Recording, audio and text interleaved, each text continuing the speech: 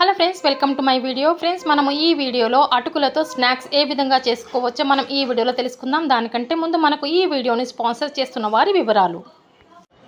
Hello friends, welcome to my video. Friends, మనకు ఈ వీడియోని స్పాన్సర్స్ చేస్తున్న వారు ఎస్బీఓ డిజిటల్ మార్కెటింగ్. వీరు అందరికీ పార్ట్ టైం జాబ్ని ఇస్తూ ఉన్నారు.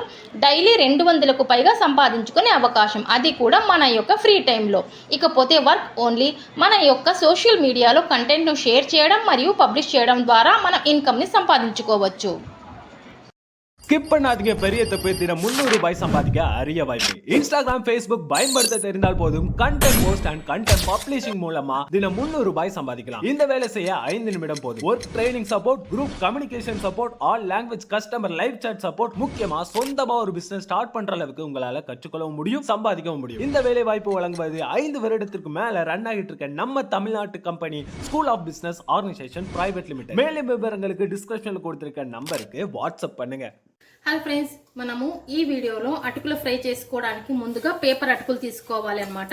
పేపర్ అటుకులు, తర్వాత శనగిత్తనాలు, పుట్నాలు, తర్వాత కొంచెం అగడబగడ దంచుకున్న ఎల్లిపాయలు, కరివేపాకు, ముందరి పరుపు అంటే గోడంబి, కొన్ని పచ్చిమిరపకాయలు, ఒక 4-5 పచ్చిమిరపకాయలు, వట్టి మిరపకాయలు, ఆయిల్. ముఖ్యంగా మనం ఫ్రై చేసుకోవడానికి ఆయిల్ అన్నమాట. కావాల్సిన పదార్థాలు ఇంతే.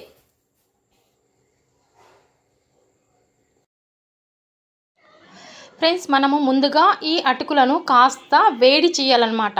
కొంచెం కడాయిలో వేసి మనం కొంచెం సేపు వేడి చేసామంటే అది కాస్త వేడవుతుంది, కాస్త మెత్తబడుతుంది అనమాట. పేపర్ అటుకులు చాలా తొందరగా ఫ్రై అయిపోతాయి. అయితే మనం కొంచెం వేడి చేయాల్సి ఉంటుంది. కొంచెం వేడి అయింది అని అంటే మనము తర్వాత నెక్స్ట్ ఆయిల్ వేసుకొని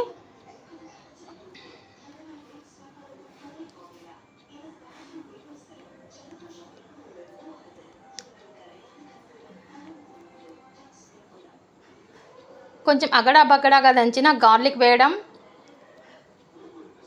శనగిత్తనాలు వేయడం. అది కాస్త ఫ్రై అయ్యింది అని అంటే కరివేపాకు వేద్దాం,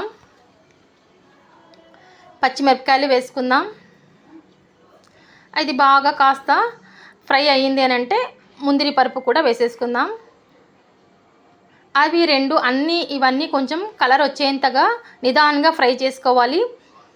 సిమ్ములో పెట్టే అంత ఎక్కువ ఫాస్ట్గా కాకుండా కొంచెం నిదానంగా ఫ్రై చేసుకోవాలి. అది కలర్ మారి చేంజ్ అయ్యింది అని అంటే వట్టి మిరపకాయలు కూడా వేసి, అది తొందరగా అయిపోతాయి వట్టి మిరపకాయలు. సో మనం కొంచెం సేపు అయిన తర్వాత వట్టి మిరపకాయలు వేసుకున్నాం.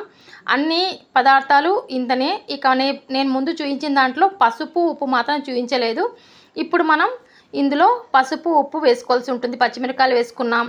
అన్నీ మనము పుట్నాలు కూడా వేసుకోవాలన్నమాట. ఇది కాస్త బాగా ఫ్రై అయ్యింది అని అంటే ఇప్పుడు మనం పుట్నాలు వేసుకొని ఉప్పు, పసుపు వేసుకున్నామంటే అంతే ఫ్రెండ్స్, ఏమి ఎక్కువ లేదు. స్నాక్స్ లాగా ఇది మనం టీ, కాఫీతో పాటు మనం ఇది స్నాక్స్ లాగా తీసుకుంటే చాలా టేస్టీగా ఉంటుంది. పేపర్ అటుకులు తీసుకోవాలి ఈ ఫ్రైకు.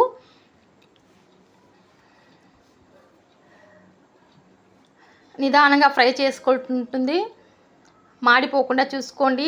ఫుల్ పెట్టామంటే తొందరగా ఇదైపోతుంది. సో నిదానంగా ఫ్రై చేసుకోవాలి. ముందరి పరుపు మాత్రం కాస్త నిదానంగా ఫ్రై చేసుకున్నామంటే అది కలర్ చేంజ్ అయిపోతుంది. దీనికి కొబ్బరి నూనె యూజ్ చేసుకుంటే చాలా టేస్టీగా ఉంటుంది. ఆయిల్ యూజ్ చేసుకోవడం, కొబ్బరి నూనె అది చెక్కు అంటే గానుగలో పట్టించిన నూనె వేసుకుంటే యూజ్ చేస్తే మంచిది ఫ్రెండ్స్. సో ఇప్పుడు పుట్నాలు వేసేసుకున్నాం.